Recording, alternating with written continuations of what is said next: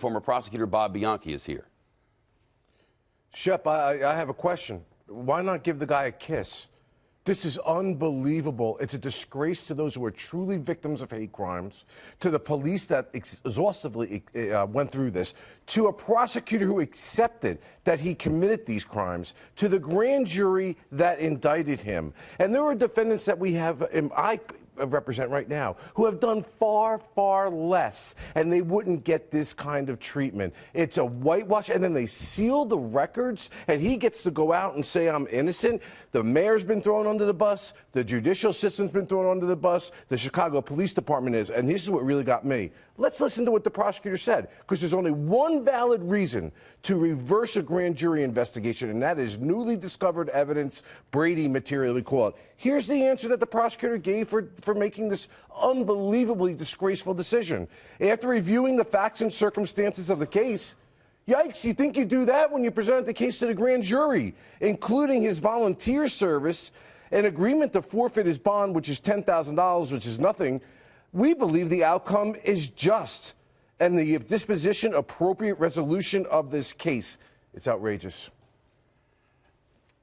The prosecutors make a decision not to prosecute, and then the mayor and the police chief come out and say that there's a deal that's been brokered behind which he's hiding, but by definition there is no deal. Charges are dismissed, everything is dropped, and everything is sealed. Right. But will we never know? Well, you know what I would do? I tactically, if I were the police department, say that I want to sue him civilly and bring him into the court for the tens, perhaps hundreds of thousands of dollars of police resources that could have went to ferreting out real crime that were wasted on this investigation. So but haven't the prosecutors said he didn't do that? He didn't fake this. They didn't say that he didn't do it. They just said that they felt it was an appropriate disposition. You can't take the money, the bond money, well, actually, for no what reason. They said was he did nice community service and he gave us $10,000. Therefore, we're dismissing the charge. Exactly. What they didn't say was he didn't do this. They're not. You just can't take the guy's $10,000 for no reason. You got to take it because there's an admission. Listen, we'll get rid of your case. We'll dismiss the charges if you give this as a penalty. So the prosecutor's saying that's punishment enough.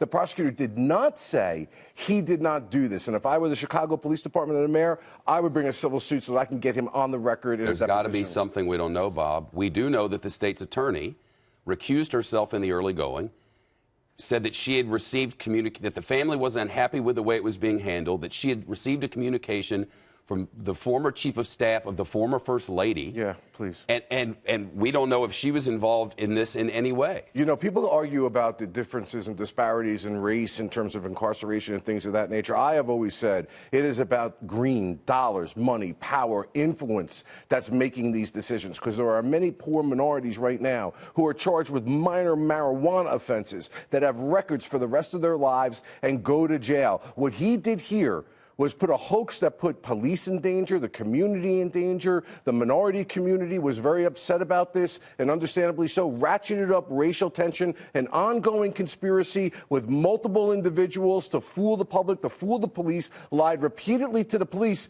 That guy gets off with this, gets this kiss. It's a disgrace. And the fact, I'll tell you as a prosecutor, that the police department isn't even apprised of this prior to the decision being made, and they find out about it on the media, that's not how prosecutors and police operate, Shep. I can tell you that to a certainty. And then the mayor stands up and calls the whole thing a sham. Have you ever seen anything like this? Honest to God, I've never seen anything like this. Usually law enforcement, sometimes people hold their nose because you've got to make a prosecutorial decision based on a lack of evidence or newly discovered evidence. That's why I want to see what this statement said about that, and it said nothing. This was just a whitewash, political influence used in order to get him out from under. And all those minority kids that are out there in Chicago that are being arrested and convicted for offenses far less than this, far less gravity than this. I'd like to see what their defense attorneys are going to do when they go to the Cook County prosecutor and say, how about my guy? It's been my experience that prosecutors and investigators, meaning the police department, work hand in hand on matters like this. And when a big decision like this has to be made, that's going to face a lot of public scrutiny, they get together and discuss a strategy for how to present it all.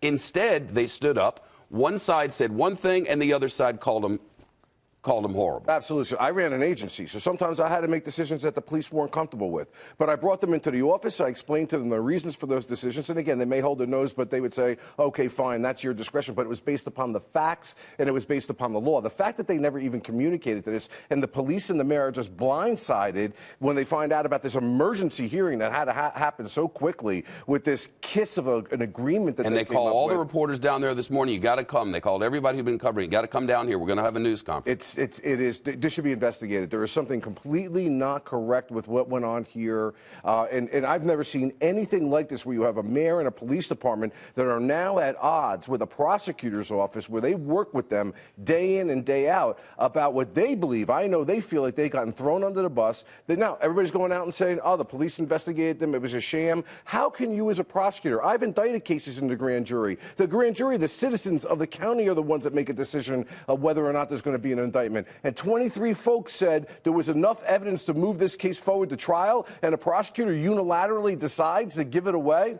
It's not right. Bob Bianchi, I think there's probably more coming here. I'm agitated, and I hope there is. Bob, wow, thank you.